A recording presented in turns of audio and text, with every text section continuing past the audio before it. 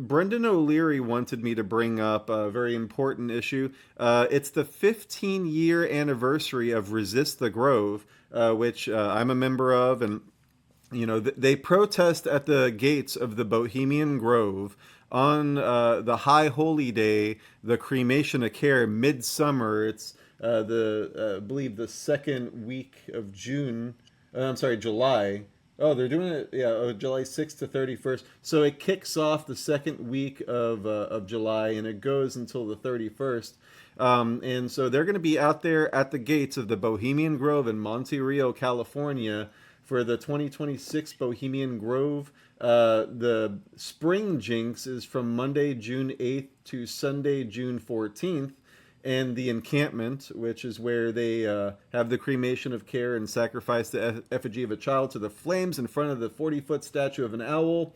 Monday, July 6th to Friday, July 31st. And yes, this is real. And yes, it's a place you can go to. You can actually go onto your Google Maps and say navigate to Bohemian Grove. And it will take you to Monte Rio, California, about 2 hours northeast of San Francisco. And then the Bohemian Club is in San Francisco. And I actually, in my film, They Are Here to Save the World, the Sacred Owls film, you can see that. That's on YouTube, where I went to go visit the club as well as the camp. But Brendan made an important point that don't listen to the television and like where to go protest and whatever. Look into the Bohemian Grove, look into the Bohemian Club, into the Franklin cover-up, watch the film Conspiracy of Silence, read the book The Franklin Scandal, and learn about these disgusting pedophile cannibal scumbags that are mostly Republicans, some Democrats, that have been running this country since the late 1800s. In addition, this weekend we got a lot of stuff going on. We got the Bilderberg meeting. Here's the confidential list of participants of the Bilderberg Club. Which, if you don't know about the Bilderberg Group, look into that. This is the New World Order. I'm not gonna read all these names, but you can go ahead and screenshot and see what country they're from, what their name is, and you can see CEOs, we got presidents, we got chairs, Minister, House of Lords, Minister of Public Expenditure, and I mean, that's just page one, baby. We got all of these guys. Well, and Christian, the important part is, these are the people on the list that we Right. have. That does not mean these are all of the people. That's correct. Some people don't even and then keep in mind, like, this is not a public list. Our fantastic sleuths in the Dark Docs network, they're on all kinds of boards and chats and gaining intel that other places do not have. I bet you will not see an other show other than ours, maybe the Alex Jones Show or the War Room, something from the InfoWars lexicon will show this list. Mark Tucker from the AIA group, or is it A1A group? What is your read, Christian, on the fact that we see that Polak that's actually very based and freedom-minded? I saw him on the list. That kind of concerned me. What was his name? Wallach something. Wallach. Sorry, some kind of dumb Polak name. I don't know. We're gonna have to dig in, because I just got that list myself, so I haven't even really looked at it. But we will be looking into all of them and probably do a deeper dive into all of that on the next episode. I wanted to play a little clip to kind of set the tone. Let me get us into the White House here. And this is a film you'll never see in theaters. Son, Trump knows exactly what he's doing, and we got to trust him. They need you out there. Israel is our greatest ally, man. Dad, but I've been watching a lot of Tucker Carlson. I don't give a shit what Tucker Carlson said, boy. Damn it! Son, You're not just signing up for the military. You're signing up to protect our greatest ally.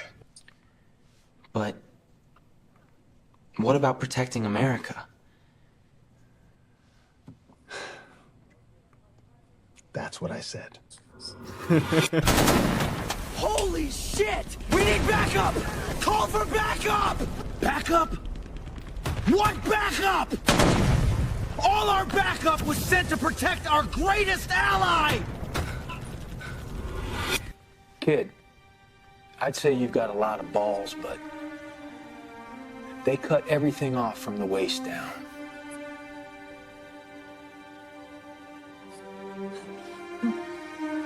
Are you proud of me?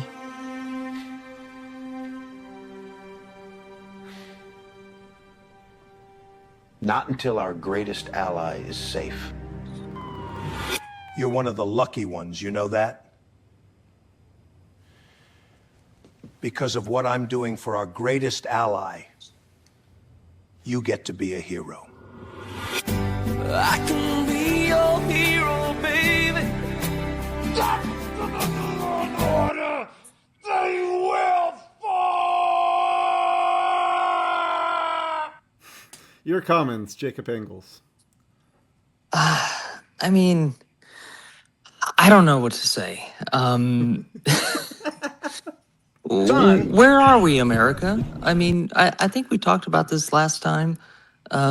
We spoke and did a broadcast. We're in the topsy-turvy. We're in the upside down. As above, so below.